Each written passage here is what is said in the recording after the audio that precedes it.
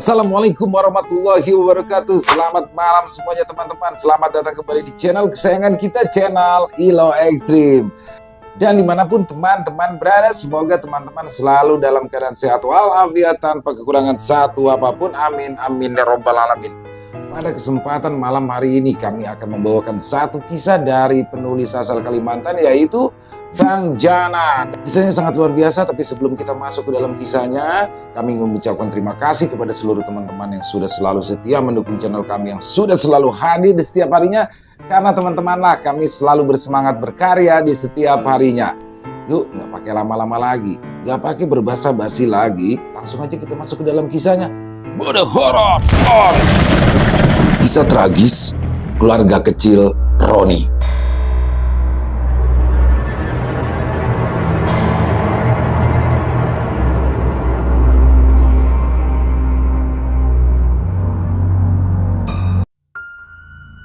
Suara gesekan sapu lidi dan jalanan semen terdengar menemani pagi yang berembun. Di dalam gang yang rapat, para warga sudah beraktivitas masing-masing. Tak jauh berbeda dengan tempat lain, warga gang 8 berlalu lalang. Para lelaki mengendarai motor masing-masing menuju tempat mereka mencari nafkah. Para anak dengan seragam sekolah berangkat ke sekolah, juga para ibu yang sedang menyapu dan bersiap untuk berangkat ke pasar terdekat. Banyak, ada 3 sekolah dasar di area itu yang bisa ditempuh dengan berjalan kaki, juga 1 kantor depo minyak besar yang menjadi tempat pergi dan pulang truk-truk pengangkut bahan bakar. Roni sudah berangkat sedari gelap. Ia memang seorang supir truk yang mengangkut bahan bakar minyak ribuan liter. Seringkali ia berangkat sebelum subuh dan pulang selepas tengah malam karena harus berbolak-balik dari Sanaksara ke kota sekitar dan kembali lagi ke Sanaksara. Ia sudah sering berganti-ganti pekerjaan, namun hampir seluruhnya berhubungan dengan transportasi. Ia seringkali diminta untuk mengantarkan barang elektronik dari toko tempat ia bekerja ke kota lain. Dari pekerjaan sebagai supir ini pula pada akhirnya ia pun berkenalan dengan Ida, seorang gadis yang saat ini sudah 16 tahun lamanya ia nikahi. Dalam perjalanan karirnya, Roni kerap mengalami dan ditemui hal-hal mistis. Segala kejadian-kejadian yang pernah ia alami sedari muda menempanya menjadi pribadi yang pemberani dan cuek dengan kehidupan dari dunia sebelah. Ia yang pada awalnya penakut, pada akhirnya pun menjadi seorang pemberani dan kerap kali menghardik jika bertemu dengan sosok yang bukan manusia. Kejadian-kejadian itu terus dialami ketika pergi ataupun pulang, mengantarkan bahan bakar minyak ke area lain yang berada di luar Sanaksara. Area yang jauh lebih terpencil dan harus ditempuh melewati deretan jalanan kosong, hutan, perkebunan sawit, dan jalanan yang dilewati kendaraan berat pengangkut batu berwarna hitam. Ia tidak punya pilihan, karena tanggung jawab yang ia emban sebagai seorang suami. Ia harus terus bertanggung jawab menghidupi dan menafkahi istri dan kedua anak gadisnya yang sudah menginjak remaja. Namun, ketidakhadirannya di rumah justru menjadi satu petaka baginya. Roni dan Ida tinggal berdekatan dengan Nur, adik bungsunya. Rumah mereka berhadap-hadapan, hanya saja Roni dan Ida menyewa, sedangkan Nur tinggal di rumah warisan dari mertuanya. Rumah yang dibelah menjadi 2 agar dapat ditinggali 2 keluarga, untuk keluarganya dan keluarga kakak iparnya. Nur dan Roni berbeda usia 10 tahun. Keduanya akrab, namun tidak dengan Ida, iparnya. Keduanya kerap berseberangan dalam hal cara berpikir, cara hidup, sampai cara memandang sesuatu.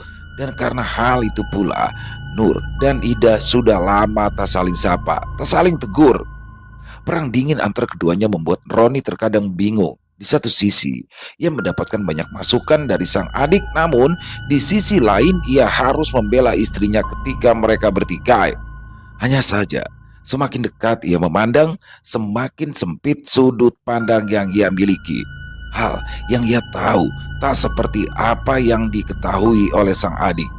Ida adalah tipikal wanita yang tak ingin repot, malas memasak dan tak cinta kebersihan, kebiasaan-kebiasaan buruk yang sedari dulu dipelihara dan menurun kedua anak perempuannya. Bagaimanapun, anak akan lebih cenderung meniru sang ibu. Hal seperti itu pula yang membuat Nur tak menyukai kakak iparnya. Roni pun tak bisa berbuat banyak, entah karena terlalu cinta atau karena terlalu menerima kekurangan dari sang istri. Dalam kehidupan mereka yang hanya cukup dan tidak berlebih-lebihan, Ida malah bergaul dan bergaya hedon. Semakin bergaya, maka semakin besar tingkat ketidaksukaan Nur pada kakak iparnya. Tak lain dan tak bukan, karena memikirkan kakaknya yang bekerja keras, namun sang kakak ipar justru bertingkah yang aneh-aneh. Nur yakin pada akhirnya nanti hal yang kerap ia saksikan akan menjadi bom waktu yang akan melukai salah satu dari mereka atau justru membunuh semuanya. Ida sudah bersiap. Ia memakai legging dan pakaian senam berbahan spandex yang dilapisi jaket. Sore ini, ia memiliki jadwal Zumba dengan teman-temannya.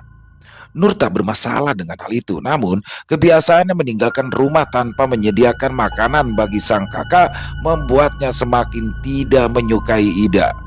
Hal yang sebenarnya berfungsi untuk menjaga kesehatan justru menjadi ajang pamer kehidupan sosialita yang dompetnya tipis. Nur tanpa sengaja melihat kepergian kakak iparnya itu dari jendela rumahnya. Harinya yang tenang mendadak berubah menjadi muram. Pemandangan yang barusan ia lihat seketika menghancurkan moodnya. Ia segera memalingkan muka dan kembali menyapu sebelum berangkat ke madrasah untuk mengajari anak-anak mengaji. Ia menyiapkan makanan yang nantinya akan diberikan kepada sang kakak, tentunya tanpa sepengetahuan Ida. Nur tak ingin segala bentuk bantuan yang ia berikan diketahui oleh sang kakak ipar. Selain tak ingin dianggap so baik, ia tak mau segala perilakunya pada kakaknya dianggap menjadi gencatan senjata. Roni pulang menjelang tengah malam. Jalanan sudah sepenuhnya sepi. Tubuh Roni terasa gontai setelah 4 jam berkendara mengantarkan bahan bakar minyak ke kabupaten lain. Roni berjalan kaki menyusuri jalanan yang sepi. Ia ingin sekali segera menghempaskan tubuhnya ke kasur empuk dengan segera. Perutnya terasa lapar, namun ia paham bahwa kemungkinan ia tidak akan menemukan makanan di rumah. Istri tercintanya lebih suka membeli makanan dari luar daripada harus memasak. Ia tak bisa protes. Terkadang ia membawa 4 bungkus nasi goreng untuk makan malam. Tentunya ia tak mungkin makan malam sendirian sementara istri dan 2 anaknya tidak ikut makan. Sebegitu baiknya, namun tetap mendapatkan perlakuan yang semena-mena dari istrinya. Tak ada orang yang melintas. Tak ada yang berdiri di sepanjang gang tempat Roni dan keluarganya tinggal. Rasa letihnya terasa lebih menyakitkan daripada biasanya. Punggungnya terasa diberikan beban yang begitu berat. Betisnya terasa kaku. Ia ingin sekali menelpon istrinya agar menjemput, namun ia paham bahwasanya sang istri sudah pasti tertidur lelap. Langkah demi langkah menyusuri jalanan gang yang temaram. Jalanan yang tak muat jika harus dilalui mobil. Para tetangga sudah tertidur, lampu-lampu rumah sudah dipadamkan. Roni mendekati perempatan sebelum akhirnya berbelok kiri ke arah rumahnya. Bajingan. Roni menghentikan langkahnya. Ia berdiri diam sembari mengumpat. Sesosok wanita tengah menatapnya sambil terkikik geli sembari duduk di atas atap pos ronda yang letaknya di atas gapura. Kakinya bergoyang-goyang sembari menatap Roni yang lelah.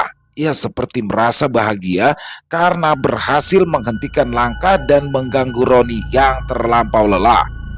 Namun Roni bukanlah lelaki penakut. Seperti ketika muda, ia sudah tertempa keadaan. Menempuh perjalanan jauh di tengah malam seorang diri membuatnya sering bertemu hal-hal aneh di jalanan.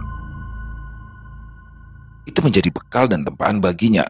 Disapa dan ditertawakan kuntilanak hanyalah gangguan kecil baginya, hal yang membuatnya berhenti karena ia merasa terlalu lelah dan marah karena diganggu.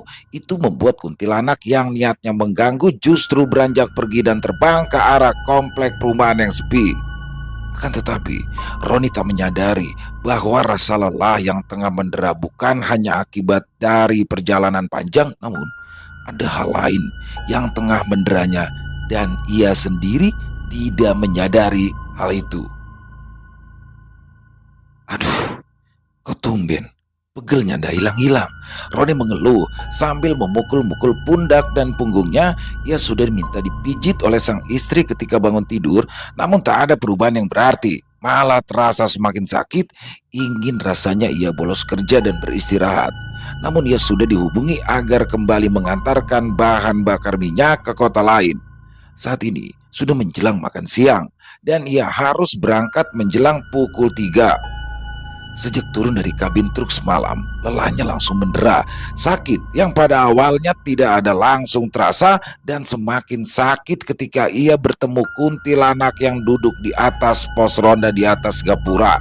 Roni berpikir mungkin nanti ia akan meminta rekomendasi tukang pijat yang manjur. Ia berharap semoga saja ia bertemu dengan orang yang tepat. Roni mandi dan bersiap untuk berangkat menjemput rezeki. Dua anak perempuannya masih bersekolah, sang istri sedang tiduran sambil menonton televisi. Sesungguhnya ia merasa lapar. Namun sang istri justru tak masak dan malah asyik melakukan kegiatan bermalas-malasannya. Roni tak ingin membuka obrolan soal makanan. Ia seperti tak mau merepotkan istrinya. "Dek, aku pergi dulu ya," ucapnya sambil menyodorkan punggung tangan untuk dicium oleh sang istri. Roni berlalu dan memutuskan untuk membeli makan di kantin sebelum pada akhirnya ia berangkat mengantarkan bahan bakar ke kota lain. Roni bertubuh kurus, kulitnya terbakar matahari, usianya yang tak lagi muda membuatnya terlihat semakin kuyu dan memprihatinkan. Terutama untuk mereka yang sudah mengenalnya lama. Tubuhnya yang dulu gemuk dan berisi, kini tak lagi sama. Tentunya yang paling merasakan perbedaan itu adalah Nur, adiknya. Namun Nur beranggapan jika itu semua karena penyakit kencing manis yang diderita Roni beberapa tahun terakhir. "Roni, ayo cepat berangkat, muatanmu sudah siap." Seorang lelaki berbadan tegap dengan celana jeans dan kemeja putih yang dimasukkan mengingatkan Roni agar tidak terlalu lama makan.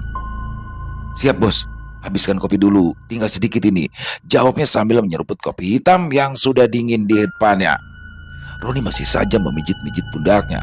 Rasanya masih sakit, meski tak sesakit semalam hingga siang tadi sebelum berangkat kerja. Ia menjejakkan kakinya sambil berpegangan untuk naik dan masuk ke dalam kabin truk. Mesin menyala, seluruh kabin truk terasa bergetar, kopling diinjak, tuas persneling didorong ke depan. Truk besar itu bergerak maju perlahan hingga sepenuhnya menggilas aspal jalanan yang panas.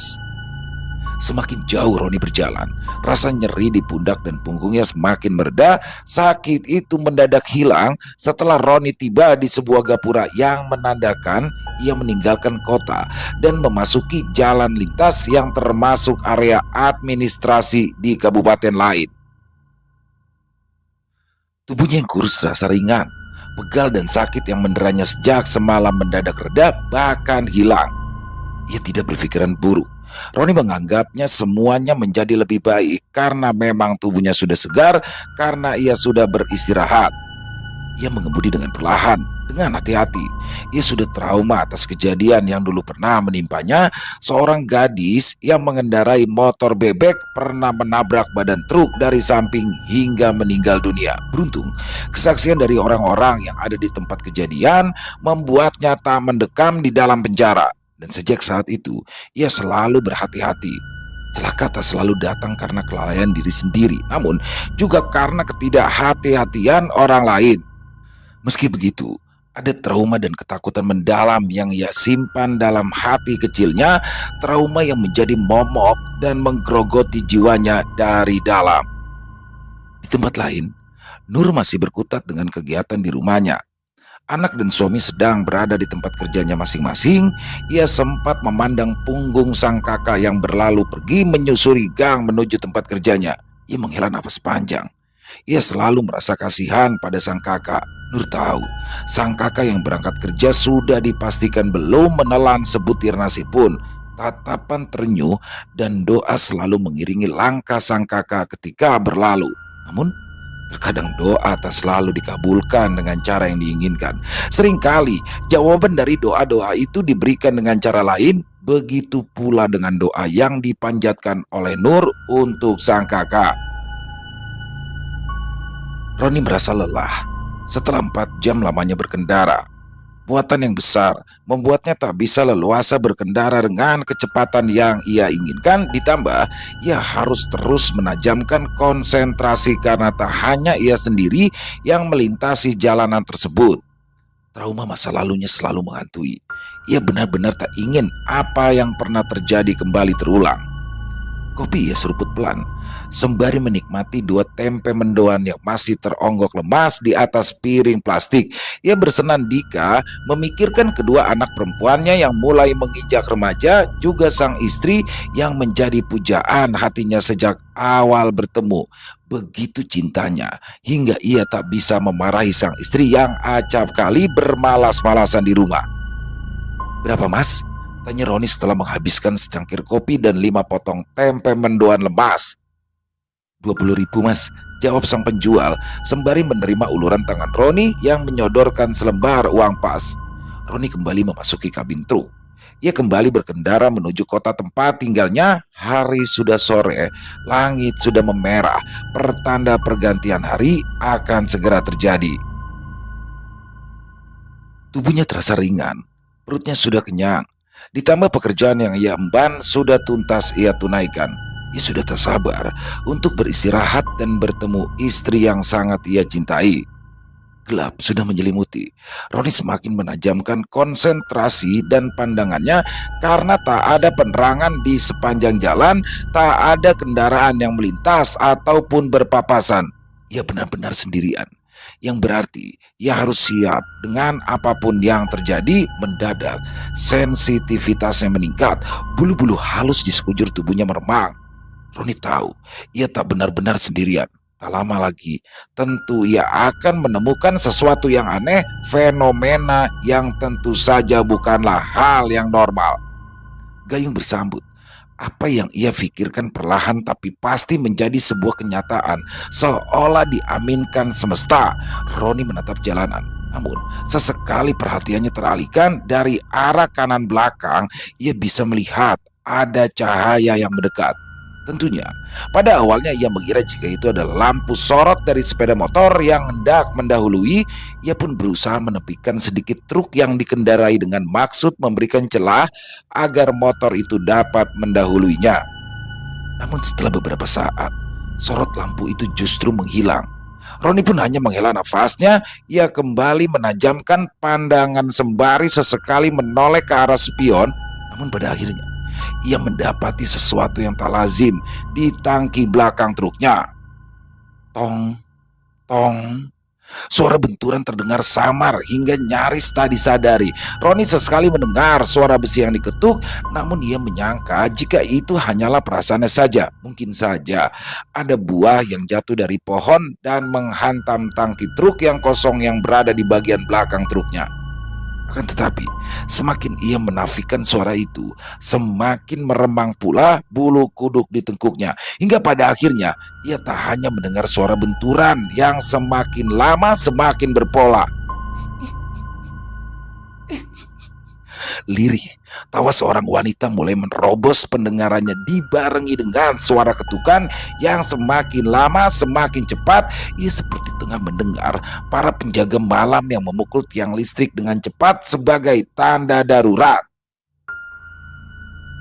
Lelaki itu merasa jengah. Ia mulai melirik ke arah spion kanan dan ia mendapati ada kain yang tengah berkibar-kibar tertiup angin. Cancuk, empatnya karena sadar ia tak lagi sendirian. Penumpang gelap tengah bergelantungan di tangki muatannya. Roni menggerutu sambil terus memegang kemudi yang berat karena tak dilengkapi power steering. Sesekali ia masih melirik ke arah spion, tapi semakin lama ia tak hanya melihat kain yang tengah berkibar. Bukan hanya kain, namun ia melihat Ada tangan yang tengah mengetuk-ngetuk tangki muatannya dengan batu, juga helaian benda hitam yang tersibak-sibak tertiup angin. Suatu benda yang diyakini Roni adalah rambut seorang wanita. Tak ada wajah. Semuanya masih terlihat hitam dengan bagian bawah berupa kain putih yang terus berkibar. Roni masih terus mengacuhkan apa yang ia lihat karena ia masih berjarak 1 jam dari kota tempat tinggalnya. Meski begitu, ia tak bisa menafikan segala gangguan yang semakin lama semakin santer. Kikik tawa semakin terdengar nyaring. Ketukan batu yang berhantaman dengan besi terus saja mengganggu. Roni semakin gusar, ia memperhatikan sekitar. Tak ada pemukiman, yang ada hanyalah lahan-lahan kosong yang ditumbuhi tanaman dan pepohonan yang berusia tua. Sesungguhnya ada rasa khawatir di benak Roni. Ia tak takut dengan demit yang bergelantungan di belakang truknya. Satu hal yang membuatnya khawatir adalah munculnya orang tak dikenal dari semak-semak dan balik pohon yang bermaksud jahat padanya. Bisa jadi ia akan tewas dirampok. Dengan segala keberanian yang tersisa, ia lalu menepikan kendaraan besar yang ia kendarai. Truk melambat dan perlahan berhenti. Roni turun, membanting pintu dengan keras dan menyalakan senter dari ponselnya. Ia merutuk dan menggerutu. Demi Taso, minggat!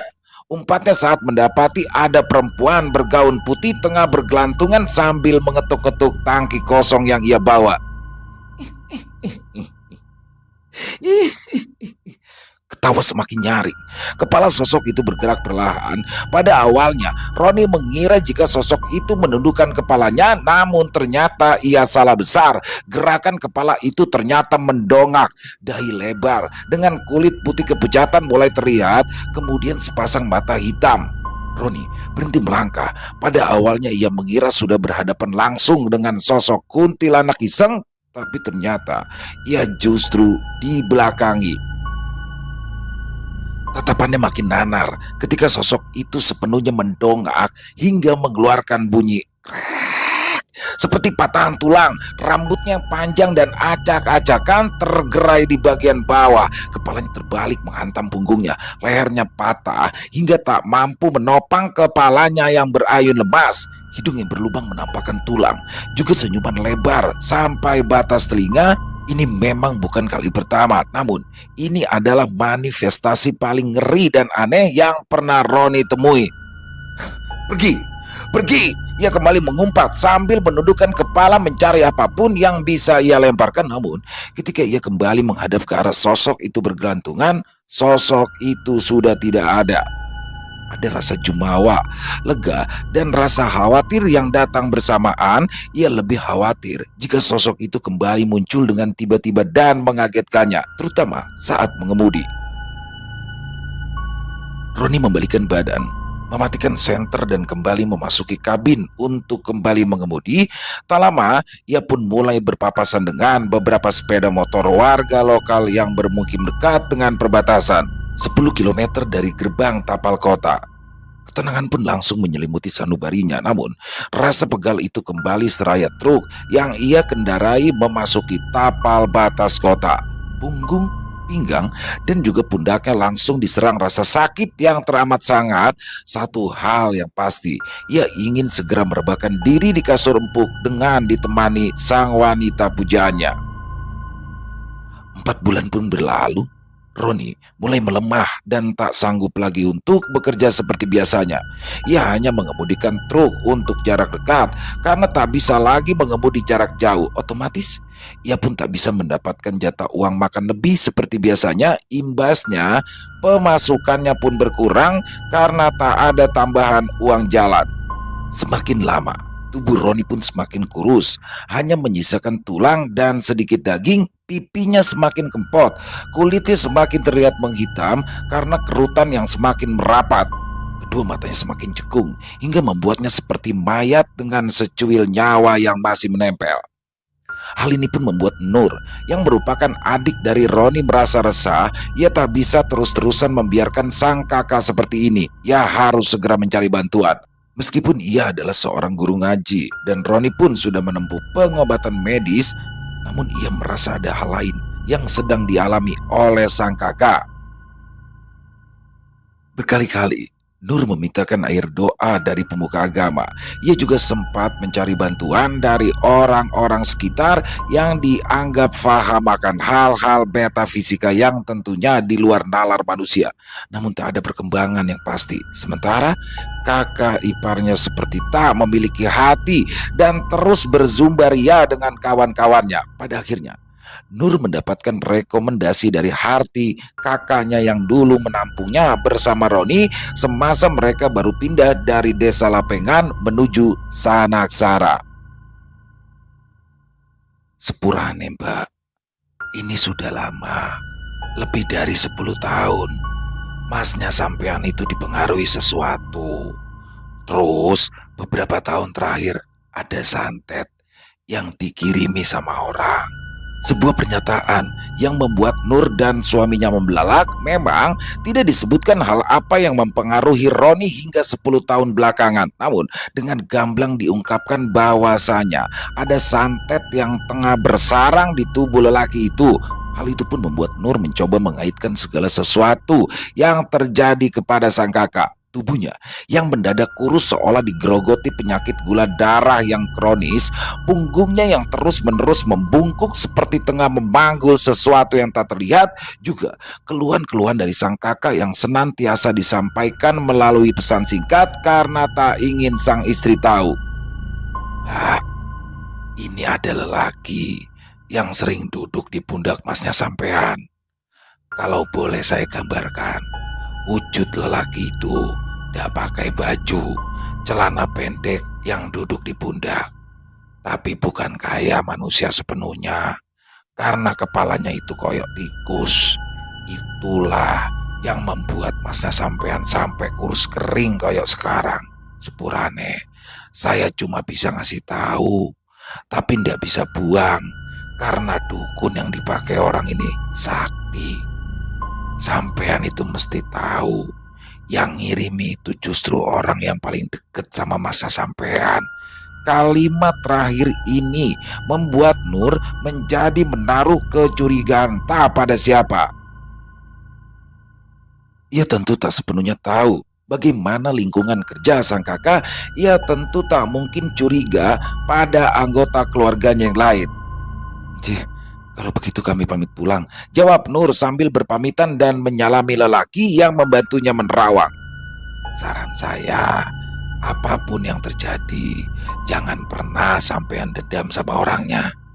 Karena sampean juga kenal nantinya ketika saatnya tiba, sampean juga bakal tahu sendiri siapa orangnya. Apapun yang terjadi nanti, ikhlaskan. Pesannya pada Nur dan juga suaminya.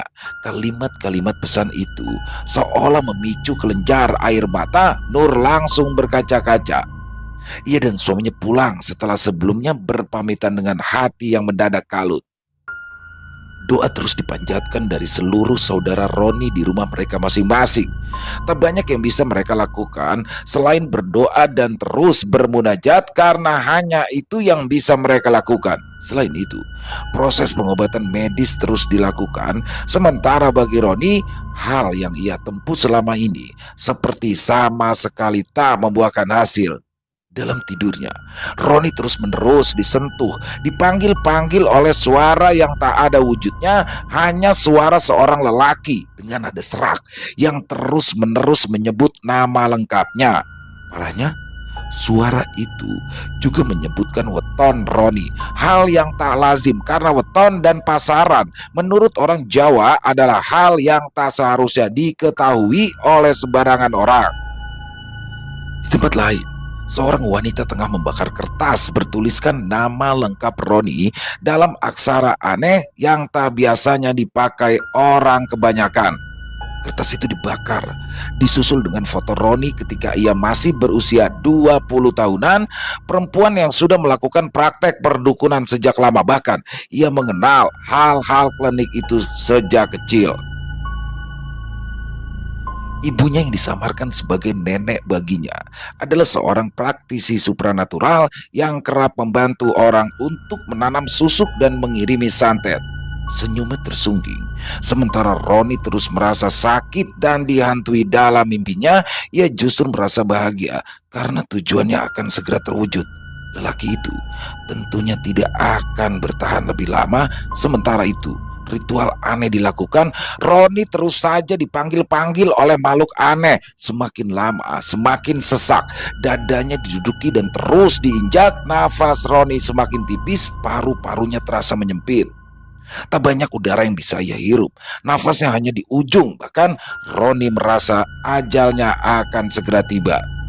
Dan benar saja, matanya semakin gelap. Tak ada tangan yang bisa ia raih dan ia genggam. Sang istri tak ada di sampingnya. Roni menarik nafasnya dalam di tengah semua rasa sesak. Hembusan panjang ia lakukan seraya nyawanya tercerabut dari tubuh. Roni meninggal. Tetangga berdatangan. Ya, sekarang adalah hari ketiga setelah Roni mengembuskan nafas terakhirnya. Tahlil dan doa dilantunkan. Rasa sedih masih sangat menaungi Nur dan keluarganya yang lain, tapi tidak pada Ida. Istri Roni itu justru terlihat biasa-biasa saja, tak ada raut sedih yang terpancar dari wajahnya. Ia hanya lebih sering menunduk dan tak berani menatap saudara-saudara dari mendiang suaminya. Namun satu hal yang Nur baca dari raut wajah iparnya itu, wajah yang menunjukkan perasaan lega, entah karena bebannya ikut tercerabut bersamaan dengan kematian Roni atau karena memang ada hal yang membuatnya lebih lega. Tatapan sinis dan penuh rasa curiga ada di mata Nur dan keluarganya yang lain.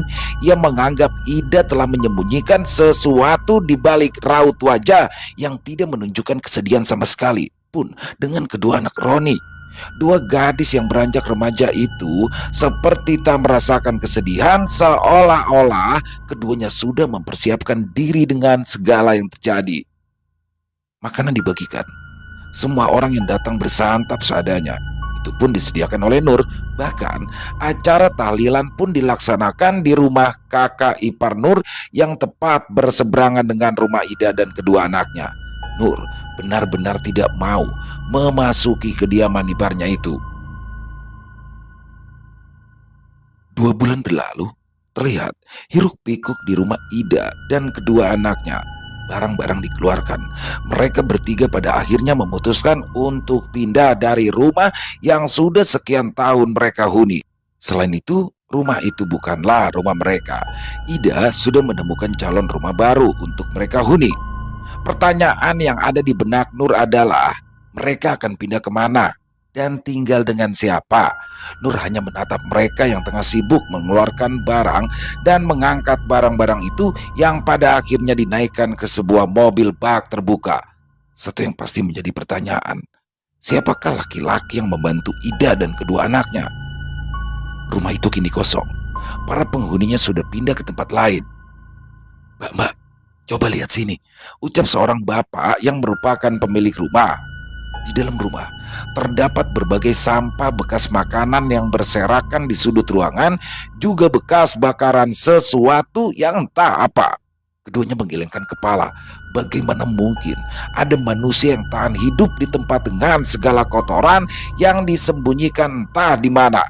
Dalam tatapan yang penuh rasa heran, Nur menemukan sesuatu yang letaknya di belakang rumah, di bagian luar tempat Ida mencuci piring. Nur menemukan ada secari kertas yang bagian besarnya sudah terbakar.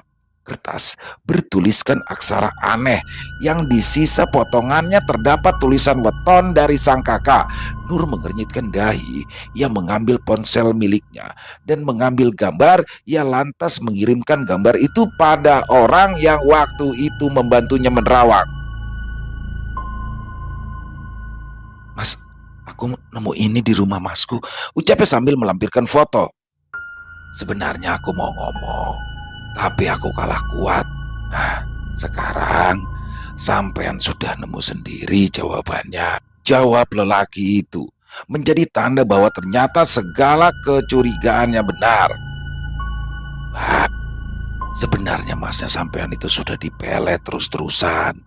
Makanya dia itu tidak pernah bisa marah sama istrinya. Kedua, semua kejadian Yang terjadi itu karena ulah kakak ipar sampean sendiri. Sudah, jangan diperpanjang lagi. Akan ada masanya. Semua berbalik ke dia sendiri. Tambahnya lagi agar Nurta menyimpan rasa dendam dan menerima semua kejadian ini sebagai takdir dari Tuhan. Tadi yang bisa Nur lakukan. Hal metafisika tentu tak bisa dituntut secara hukum karena tak ada yang bisa dibuktikan. Ia hanya merelakan apa yang terjadi. Ia hanya bisa mendoakan agar iparnya segera mendapatkan apa yang seharusnya ia tuai. Petir seperti menyambar di tengah hari yang terik ketika Nur mendengar kabar bahwa Ida menikah dengan seorang pria yang membantunya pindahan. Ternyata ia pindah ke rumah pria itu. Bahkan di masa Ida yang seharusnya ia jalani, itu menjadi satu titik terang mengapa semuanya bisa terjadi. Ternyata selama ini Ida memang sudah memiliki hubungan gelap dengan seorang pria, bahkan saat kakaknya masih hidup dan berjibaku dengan kehidupan dan penyakitnya. 3 tahun pun berlalu. Apa yang terus dipanjatkan oleh Nur dan keluarganya menemukan jawaban. Seorang wanita tengah berada di atas pembaringannya dalam keadaan kurus dan tak terawat. Dia adalah Ida. Segala caranya terdahulu kini berbalik memakannya. Ida yang ternyata selama itu mengirimkan teluh pada suaminya, memakaikan pelet pada suaminya, juga memakai susuk untuk tetap terlihat menawan di mata para pria, kini justru dimangsa oleh apa yang selama ini ia pelihara. Ida terus melihat bayangan Roni. Mantan suaminya itu terus saja berdiri di sudut ruangan dengan wajah pucat dan menatapnya dingin. Manifestasi dari apa yang lupa ia beri makan berupa sesaji justru menyerupakan mendiang dari suaminya. Ida terus-terusan menatap wujud manifestasi mendiang suaminya sambil terus meminta maaf dan juga meminta ampun. Ida menatap nanar penuh ketakutan. Ia menganggap ini semua adalah karma yang harus ia tanggung bahkan dalam waktu yang cukup singkat. Sosok Roni melangkah pelan, mendekati Ida yang terbujur kaku di pembaringan. Tubuh Roni yang kurus perlahan berubah. Tangannya membesar, jemarinya memanjang. Kuku-kuku di jarinya itu memanjang hingga menjadi cakar. Tubuh sosok yang menyerupai sebagai Roni itu meninggi dan perlahan tapi pasti berubah. Kulit sosok Roni robek, darah mengalir hingga berubah. Bulu-bulu lebat sejenak tumbuh disertai taring dan tanduk yang menghiasi seringai mulut dan kepala. Sudah waktunya aku meminta makananku, ucap sosok itu kepada Ida yang nanar dengan mulut tercekat. Ida menatap penuh ketakutan dan histeris tanpa suara. Tak ada seorang pun yang berada di sisinya. Tangan besar berbulu dengan cakar panjang dan tajam itu kini sudah berada di leher Ida. Nafasnya tipis, tak ada udara yang bisa melalui rongga tenggorokannya. Apa yang terjadi kepada Roni kini terjadi kepada Ida. Apa yang telah ia tabur kini ia tuai. Dalam bayangannya Ida tengah tercekik, namun sebenarnya ia justru mencekik dirinya sendiri. Ida tewas dengan kukunya yang menancap menembus tenggorokannya. Selesai. Wow, luar biasa kisah dari Bang Jana. Jadi buat teman-teman yang suka membaca ya, silakan bisa mengikuti kisah-kisahnya Bang Jana di @saujana_story di Twitter ya teman-teman. Keren-keren banget kisahnya, dan pada kisah kali ini luar biasa. Di sini Ida sebagai istri double kill ya. Udah suaminya dipelet supaya tunduk sama dia, endingnya disantet. Padau, parah banget. Dan Roni ini aneh juga ya, dia bisa melihat sesuatu tapi dia nggak ngerasa kalau dia selama ini sudah diguna-gunai istrinya ya. Dia supir truk dengan penghasilan seadanya, akan nggak pernah disiapin. Jadi bagaimana mirisnya di sini seorang suami ya yang setiap pulang kerja, berangkat kerja tuh nggak pernah disajikan apa-apa oleh istrinya ya. Berangkat harusnya ada sarapan, pulang ada makan malam, tapi di sini istrinya malah asik dengan dunianya sendiri. Dan sampai akhirnya ada Pil atau pria idaman lain di dalam keluarganya, yang itulah yang mendasari Ida menyantet Roni agar Roni selesai dan dia bisa menikah dengan pria idaman lainnya. Di sini Roni Dan yang agak disesali ini Nur selaku adiknya ya, ketika dia sudah mengetahui bahwasanya kakaknya sedang dikirimi sesuatu oleh orang lain, tidak mencari orang pintar lainnya, hanya berpasrah diri, harusnya ya berusaha aja dulu ya, atau diruqyah atau bagaimana.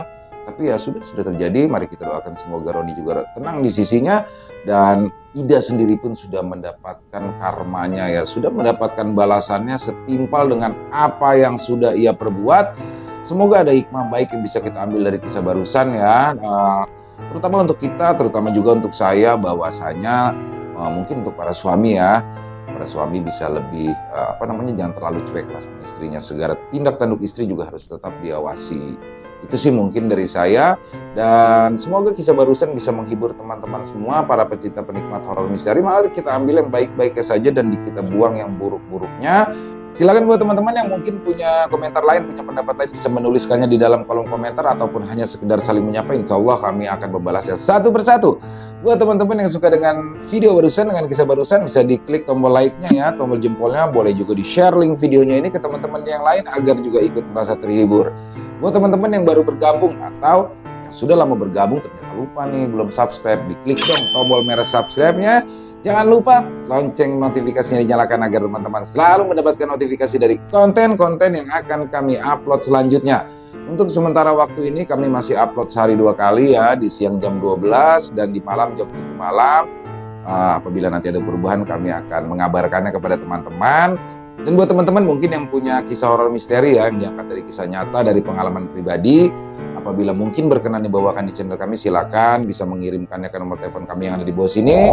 Bebas, dalam bentuk tulisan boleh, dalam bentuk rekaman suara boleh, senyamannya teman-teman aja. Buat yang sudah mengirimkan kisah, kami ucapkan terima kasih. Di akhir kata, saya Ilo mengucapkan permohonan maaf apabila mungkin dalam pembawaan kisahnya barusan ada kata-kata saya yang salah ataupun ada kata-kata saya yang kurang berkenan. Saya mohon bukakan pintu maaf yang seluas-luasnya. Sampai berjumpa lagi di konten-konten kami selanjutnya yang pasti tidak kalah ngerinya, yang pasti tidak kalah seramnya. Masih bersama saya Ilo di channel Ilo Ekstrim. Salam sehat, sukses selalu untuk kita semua. Jangan lupa bahagia, tapi jangan pernah pura-pura bahagia. Wassalamualaikum warahmatullahi wabarakatuh.